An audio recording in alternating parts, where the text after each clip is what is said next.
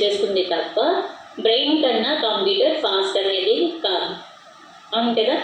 అయితే మరి ఈ బ్రెయిన్ ఏ విధంగా ఉంటుంది అంటే దీనిలో ఫ్యాట్ కంటెంట్ ఉంటుంది, వాటర్ కంటెంట్ ఉంటుంది, అలాగే కొన్ని రకాల సెల్స్ కణాలతో నరాల వ్యవస్థ, అలాగే నరాలకి మధ్యలో ఉన్న కనెక్షన్స్ ఏవైతే ఉంటాయో వీటన్నిటి నిర్మాణమే మన బ్రెయిన్ అన్నమాట.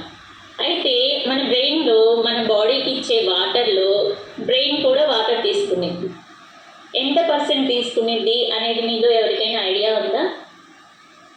బ్రెయిన్ ఖచ్చితంగా వాటర్ కంటెంట్తో ఉంటుందన్నమాట.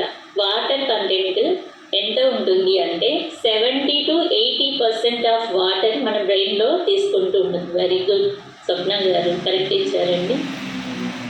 సో ఈ విధంగా 70 to 80% ఆఫ్ వాటర్ మన బ్రెయిన్ తీసుకుంటున్నప్పుడు మనం ఇంకెంత